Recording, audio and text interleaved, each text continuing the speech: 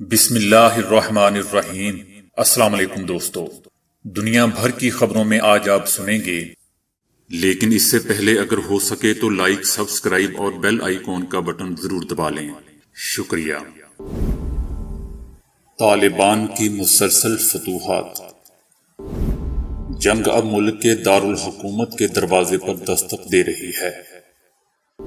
امریکی وزیر دفاع، چینی سفیر اور ترکی کے وزیر دفاع جنرل حلوسی کی پاکستان آرمی چیف سے بات چیت۔ مزار شریف پر طالبان کا کنٹرول افغان حکومت کے لیے ایک تباہ کن دھچکے سے کم نہیں ہوگا۔ ملک بھر میں مزید اور شدید مونسون بارشوں کی پیشگوئی۔ ڈاکٹرز نے نواز شریف کو سفر کرنے سے روک دیا۔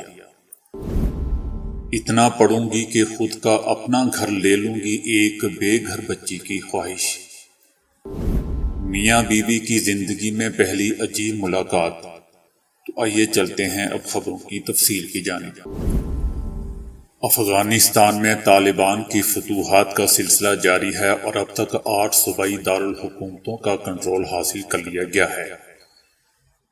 طالبان نے نمروز، جوزجان، تخار، سرے پل، قندوز، سمنگان کے بعد فرا کے صوبائی دارالحکومت کا کنٹرول بھی سیکیورٹی فورسز سے حاصل کر لیا ہے، جبکہ دیگر کئی صوبوں کے 100 سے زائد اضلاع پر بھی قبضے کا دعویٰ کیا گیا ہے۔ افغان آرمی کو تقریباً ہر محاذ پر پسپائی کا سامنا ہے اور طالبان کی فتوحات کا سلسلہ جاری ہے، تاہم ایک مقامی ٹک ٹاک سٹار اور ریڈیو اسٹیشن کے مینیجر کو مارنے کی وجہ سے طالبان کو تنقید اور عالمی دباؤ کا بھی سامنا ہے۔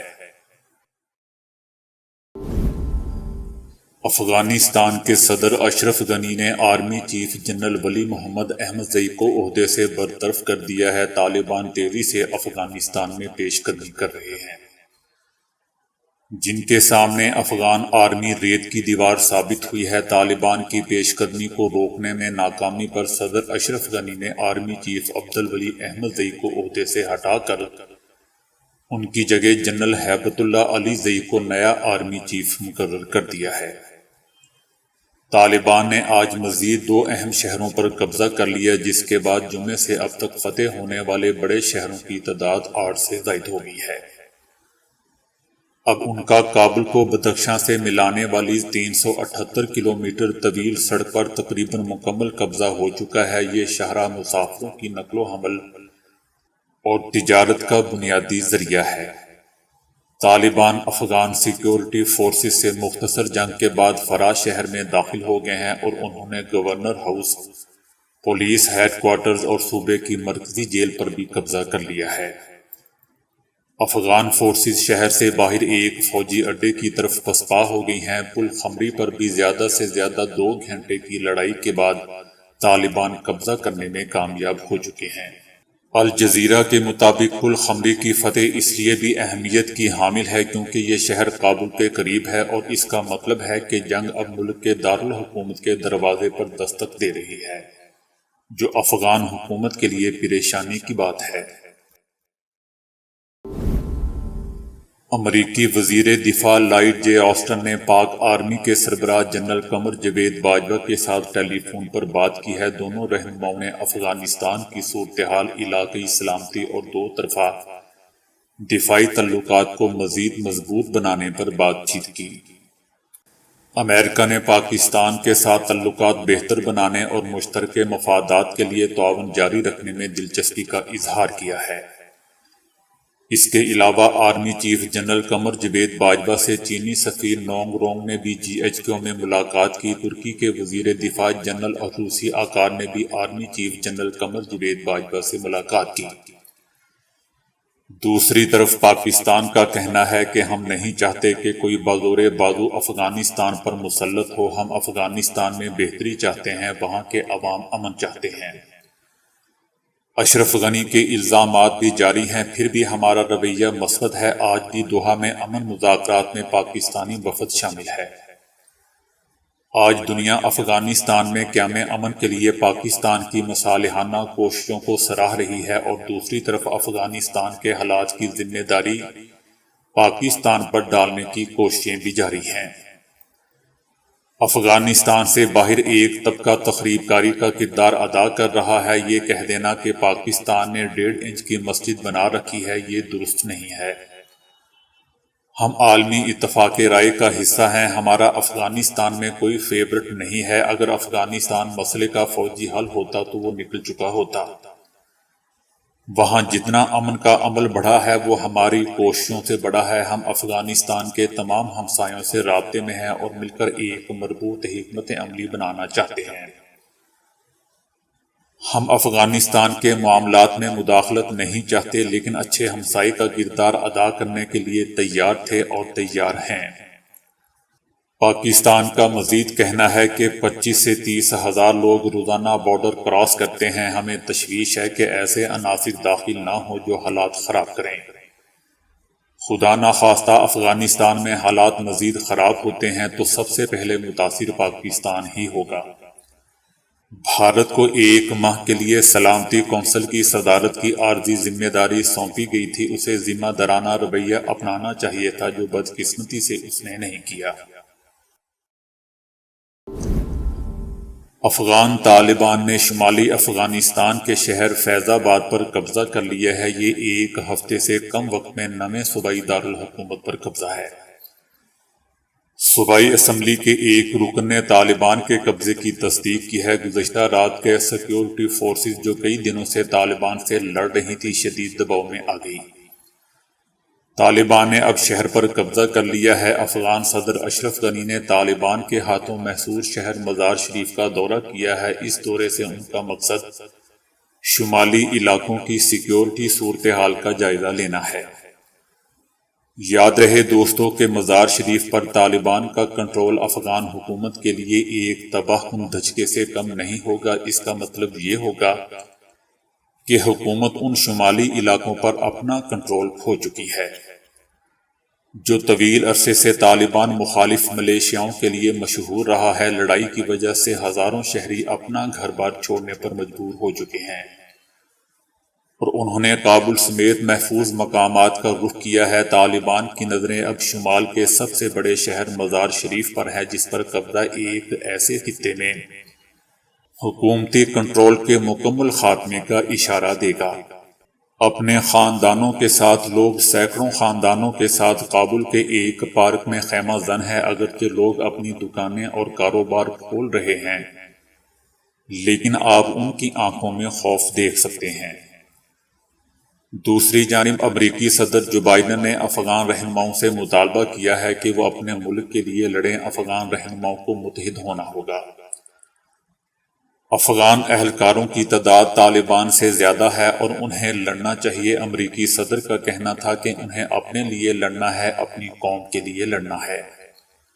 جو بائیڈن کا کہنا تھا کہ انہیں اپنے انخلاء کے فیصلے پر کوئی پچھتاوا نہیں ہے۔ امریکہ نے 20 سالوں میں $1 ٹریلین خرچ کیے ہیں اور اپنے ہزاروں فوجیوں کو کھو دیا ہے۔ انہوں نے مزید کہا کہ امریکہ افغان فورسز کو اہم فضائی مدد، خوراک، سامان اور تنخواہیں فراہم کرتا رہے گا۔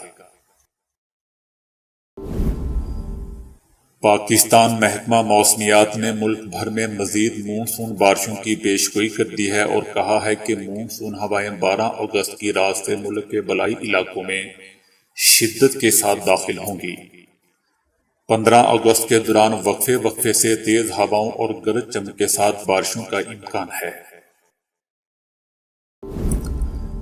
نواز شریف کی medical reports Lahore high court میں جمع کرا دی گئی ہیں، جن کے مطابق ڈاکٹرز نے نواز شریف کو سفر سے روک دیا ہے۔ 3 صفحات پر مشتمل نواز شریف کی تازہ ترین medical reports Lahore high court میں جمع کرا دی گئی ہیں۔ رپورٹ کے مطابق نواز شریف دل، کڈنی اور شوگر کی بیماریوں میں مبتلا ہیں۔ ڈاکٹرز نے نواز شریف کو پارکس اور رش والی جگہوں سے جانے سے بھی روک دیا ہے اور کہا ہے کہ نواز شریف کو کورونا وبا کے سبب عوامی مقامات پر جانے سے گریز کرنا چاہیے۔ نواز شریف کو دل کو بلڈ کی سپلائی کم ہو رہی ہے، انہیں مزید احتیاط کی ضرورت ہے اور انہیں لندن میں اپنے صحت گاہ کے قریب ہی رہنا چاہیے۔ دوستو، اب نواز شریف کے پاس 2 آپشن ہیں، اپیل کریں یا سیاسی پناہ لیں۔ رپورٹ میں کہا گیا ہے کہ نواز شریف لندن میں زیر علاج ہیں اور ان کا علاج لندن میں وہ ڈاکٹرز کر رہے ہیں جنہیں ان کی میڈیکل ہسٹری پتہ ہے۔ ڈاکٹرز اور پیرا میڈیکل سٹاف ان کی صحت سے مکمل آگاہ ہیں۔ لندن میں نواز شریف کا بہترین علاج ہو رہا ہے۔ بھارتی شہر ممبئی کی سڑکوں پر رہنے والی 17 سالہ اسما شیخ کو ایک بہترین کالج میں داخلہ تو مل گیا، لیکن کورونا کے باعث آن لائن تعلیم حاصل کرنے میں انہیں اب بھی مشکلات کا سامنا کرنا پڑتا ہے۔ لیکن اسما کی ہمت کو دیکھا جائے تو انہوں نے تمام تر مشکلات کے باوجود بھی اپنے اہل خانہ کی غربت کو مٹانے کا خواب چھوڑا نہیں ہے۔ 17 سالہ بے گھر اسما شیخ نے BBC کو بتایا کہ وہ اعلیٰ تعلیم حاصل کریں گی اور وہ اتنا پڑھیں گی کہ ایک دن خود کا گھر خرید لیں گی، اور اپنے والدین کو یہاں سے دور اپنے خود کے گھر میں لے جائیں گی۔ باہمت لڑکی اسما کو آن لائن کلاسز لینے میں مشکلات کا سامنا ہے۔ اسما کا کہنا تھا کہ باہر بیٹھ کر پڑھنے میں انہیں پریشانی ہوتی ہے، کیونکہ ٹریفک کا شور اتنا تنگ کرتا ہے، پھر پڑھنا بھی دن میں ہوتا ہے۔ انہوں نے بتایا کہ رات کو وہ سکون کی نیند بھی نہیں لے سکتی، کیونکہ وہ مستقل باہر ہی زندگی گزار رہی ہے۔ میاں بیوی کی زندگی میں پہلی ملاقات یادگار ہوتی ہے، جو کہیں اسکول، کالج یا آفس وغیرہ میں عموماً ہوتی ہے، مگر میٹ نامی اس برطانوی شخص نے اپنی بیوی کے ساتھ پہلی ملاقات کی حیران کن کہانی سنائی۔ اس نے بتایا کہ وہ ہر 2 ہفتے بعد اپنے باپ کی قبر پر جایا کرتا تھا۔ اسے باپ کی قبر پر جاتے کئی سال گزر چکے تھے، مگر اس نے اپنے باپ کی قبر کے ساتھ موجود ایک اجنبی شخص کی قبر پر نہ کبھی پھول دیکھے تھے اور نہ ہی اس کے کسی عزیز کو قبر پر آتے دیکھا تھا۔ وہ اس بات پر بہت حیران ہوتا تھا۔ خطبے پر اس شخص کا نام اور عمر وغیرہ بھی لکھی ہوئی تھی۔ وہ 37 سال کا تھا جب اس کی کرسمس کے دن موت واقع ہوئی۔ بالآخر میٹ اتنا متجسس ہوا کہ اس نے اس آدمی کے بارے میں گوگل پر سرچ کرنے کا فیصلہ کیا اور رزلٹ نے اسے حیران کر دیا۔ اس اجنبی شخص نے کرسمس کے دن اپنی بیوی اور والدین کو موت کے گھاٹ اتارنے کے بعد خود ٹرین کے آگے کود کر اپنی جان لے لی تھی۔ میٹ کو اس اجنبی شخص کے بارے میں پڑھ کر بہت افسوس ہوا اور اس نے اس کی بیوی اور والدین کی قبروں پر جا کر دعا کرنے کا فیصلہ کیا اور تلاش کر کے ان کی قبروں پر جا پہنچا۔ دعا کے دوران پیچھے سے ایک لڑکی آئی اور اس سے پوچھنے لگی کہ وہ کون ہے اور اس کی آنٹی اور نانا نانی کی قبروں پر کیا کر رہا ہے۔ میٹ نے اسے تمام قصہ سنایا، جس سے وہ بہت متاثر ہوئی۔ میٹ لکھتا ہے کہ میں نے اسے کھانے کی دعوت دی جو اس نے قبول کر لی۔ 2 سال بعد میں نے اسے شادی کی پیشکش کی جو اس نے وہ بھی قبول کر لی، اور آج وہ میری بیوی ہے اور ہم ہنسی خوشی زندگی گزار رہے ہیں۔ تو دوستو، ابھی کے لیے اتنا ہی۔